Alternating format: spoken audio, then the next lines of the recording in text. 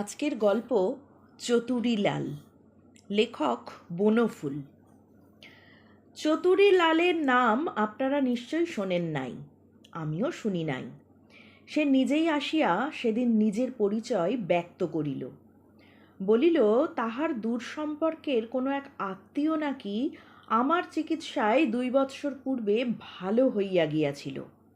তাহারই সুপারিশে সে আমার নিকট আসিয়াছে নিজের চিকিৎসা করাইবার জন্য। বলিলাম, আপনার হয়েছে কি? চতুরীলাল সহসা হাত দুটি জোর করিয়া ফেলিল। সব কথা বলবার আগে একটা কথা জানতে চাই হুজুর, আপনার ফিজ কত? 10 টাকা। 10 টাকা দিতে আমার জিভ বেরিয়ে যাবে ডাক্তারবাবু, কিছু কম করুন।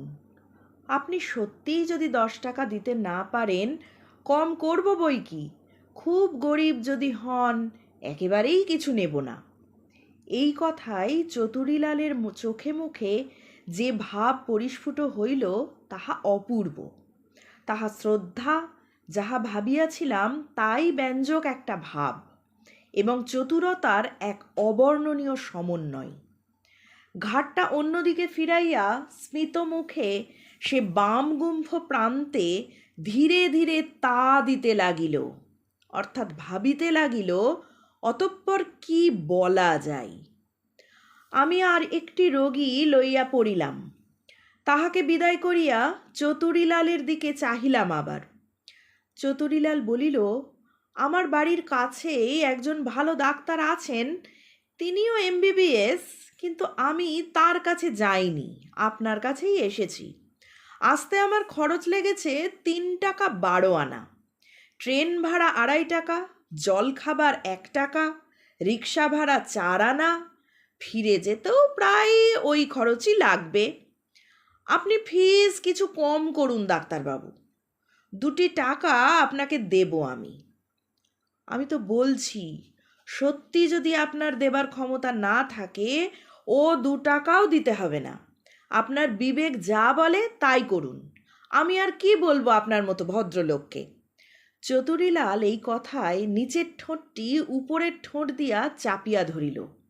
তাহার পর বারান্দায় গিয়া নাকটা ঝাড়িয়া আসিল। তাহার পর স্মিত মুখে বলিল, রাজেন্দর সিং আমাকে বলেছিল আপনি দয়ার সাগর, যে যা দেয় নিয়ে নেন। আগে হয়তো দয়ার সাগর ছিলাম, কিন্তু ক্রমশই জিনিসপত্রের দাম যেরকম বেড়ে যাচ্ছে, তাতে সাগর আর থাকতে পাচ্ছি কই, ডোবা হয়ে যাচ্ছি। চতুরীলাল উচ্ছ্বসিত আনন্দে হো হো করিয়া হাসিয়া উঠিল। ঠিক বলেছেন, সকলেরই অবস্থা সমান। আমার কিছু জমি আছে, ধান মন্দ হয়নি, দামও পেয়েছি, খারাপ নয়, কিন্তু খরচ। চতুরীলালের খরচের বর্ণনা শুনিবার অবকাশ পাইলাম না। পরিচিত এক ভদ্রলোক মোটর যোগে হন্তদন্ত হইয়া উপস্থিত হইলেন।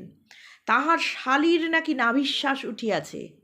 ভদ্রলোক চাকুরি করেন, ভালো চাকুরি, ডেপুটি ম্যাজিস্ট্রেট, কিন্তু তাহার স্কন্ধে ডালপালা সমেত গোটা শ্বশুর বাড়িটায় আসিয়া ভর করিয়াছে।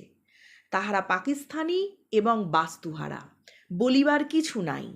শালিটি আসিয়াই টাইফয়েডে পড়িয়াছে। চতুরীলালকে বলিলাম, আপনি একটু বসুন, আমি আসছি এক্ষুনি। চলিয়া গেলাম। একটা ইঞ্জেকশন দেওয়ার পর ভাগ্যক্রমে শালি সামলাইয়া গেল। ফিরিলাম প্রায় ঘণ্টাখানেক পরে। দেখিলাম চতুরীলাল তখনও বসিয়া আছে। বারান্দায় আর একটি রোগিণীও আসিয়া জুটিয়াছে। তাহার নাকটা ফোলা, চোখ দুইটি লাল, মুখময় অসংখ্য ছোট ছোট গুটি। মেয়েটি আমাকে দেখিয়া ঘোমটা টানিয়া সরিয়া বসিল। চতুরী বলিল, আপনাকে 5 টাকা দেব ডাক্তারবাবু, নিন, এবার আমার কথা শুনুন। রাগে সর্বাঙ্গ জ্বলিয়া গেল, কিন্তু রাগ প্রকাশ করাটা শোভন নয়। হাসিয়া বলিলাম, 5 টাকার বেশি দেবার আপনার ক্ষমতা নেই নাকি, সত্য? চতুরীলাল মুচকি হাসিয়া চুপ করিয়া রহিল। তাহার পর বলিল, আমি রাজেন্দর সিংয়ের আত্মীয়, আমাকে কিছু খাতির করবেন না? আমিও উত্তরে মুচকি হাসিলাম। আমার হাসি দেখিয়া মরিয়া হইয়া চতুরীলাল বলিল, বেশ, আপনার কথাও থাক, আমার কথাও থাক, 6 টাকা। গনিয়া গনিয়া 6টি টাকা সে আমার সম্মুখে রাখিয়া হাত জোর করিল। বেশ, কি হয়েছে বলুন। চতুরীলাল তাহার রোগের বিবিধ বর্ণনা শুরু করিল। বর্ণনা শুনিয়া বুঝিলাম চতুরীলাল সম্ভবত বহুমূত্র ব্যাধিতে কাবু হইয়াছেন। প্রস্রাব পরীক্ষা করিলাম, প্রচুর চিনি। খুব খান নাকি? খুব। ছেলেবেলায় খেতে পাইনি, এখন ভগবান মুখ তুলে চেয়েছেন। আপনার আশীর্বাদে খাবার অভাব নেই এখন, খুব খাই। চতুরীলালের মুখ হাস্যোদ্ভাসিত হইয়া উঠিল। কিন্তু আপনার যে অসুখ হয়েছে তাতে বেশি খাওয়া তো চলবে না, খাওয়া কমাতে হবে। সেটি পারবো না হুজুর। ছেলেবেলায় বাবা মারা গেলেন, ধারে তাঁর মাথার চুল পর্যন্ত বিকিয়ে গিয়েছিল। একবেলা খাওয়া, তাই জুটত না সব দিন। এখন আপনার আশীর্বাদে সামলে উঠেছি অনেকটা। ঘরে গাই আছে, ধান হয়, আলু হয়, আখ হয়।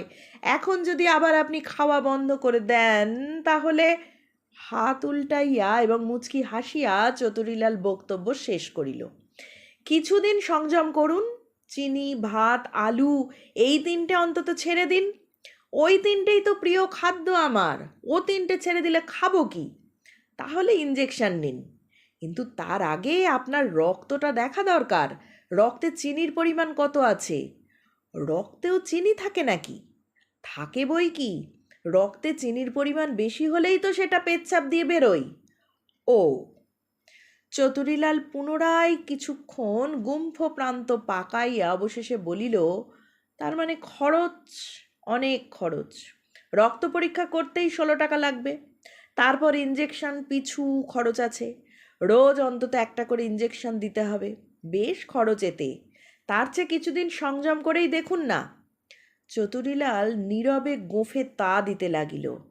তাহার পর সহসা আমার হাত 2টি চাপিয়া ধরিয়া বলিল, রক্ত পরীক্ষার জন্যে আমি 8 টাকার বেশি দিতে পারবো না, দয়া করুন একটু। করতেই হবে, করিতেই হইল।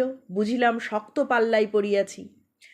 চতুরীলালের রক্ত লইলাম, বলিলাম আপনি বিকেলে এসে আমার সঙ্গে দেখা করবেন, রক্তটা পরীক্ষা করে তারপর আপনার ব্যবস্থা করব।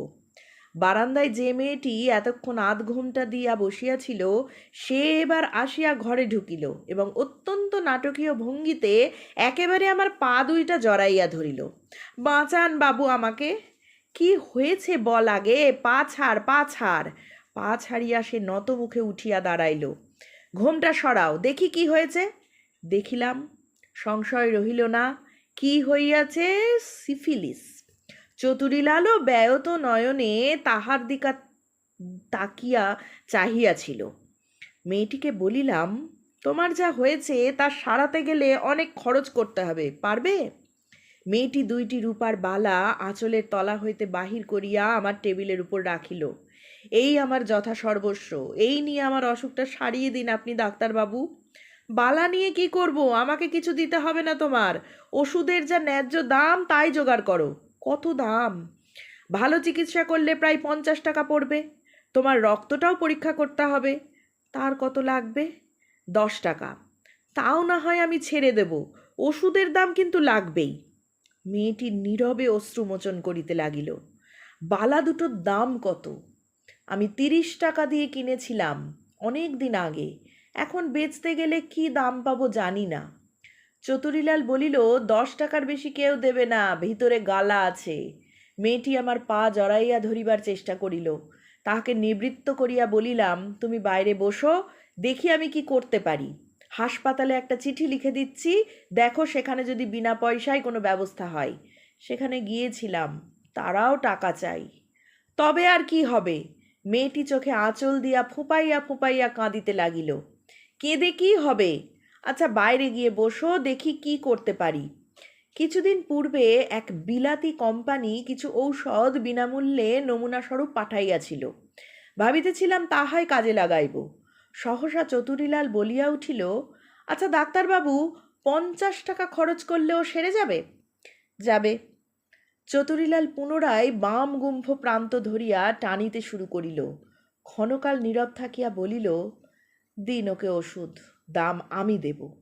আপনি? চতুরিলাল কিছু না বলিয়া কোমর হইতে একটি গেঁজে বাহির করিয়া 5খানি 10 টাকার নোট আমার হাতে দিল। হাসিয়া বলিল, মায়া জিনিসটা বড় খারাপ ডাক্তারবাবু, মায়ায় ডুবিয়েছে আমাদের। চতুরিলালের মুখে এই এক প্রকার জ্ঞানগর্ভ কথা শুনিব প্রত্যাশা করি নাই। একটা সন্দেহ হইল, আপনার কেউ হয় নাকি? না। তবে? চতুরিলাল ইতস্তত করিতে লাগিল, খুলেই বলুন না, ব্যাপারটা কি? ব্যাপার কিছুই নয়, ওর মুখটা আমার মায়ের মুখের মতো অনেকটা। তাহার পর গলা খাকারি দিয়া বলিল, বাবা মারা যাবার মাসখানেক পরে মাও মারা যান। তখন আমাদের অবস্থা এত খারাপ, মায়ের কোনো চিকিৎসাই করাতে পারিনি। সবিস্ময়ে লক্ষ্য করিলাম চতুরিলালের চোখের কোণে অশ্রু টলমল করিতেছে। ধন্যবাদ। ভালো লাগলে লাইক, শেয়ার ও সাবস্ক্রাইব করবেন।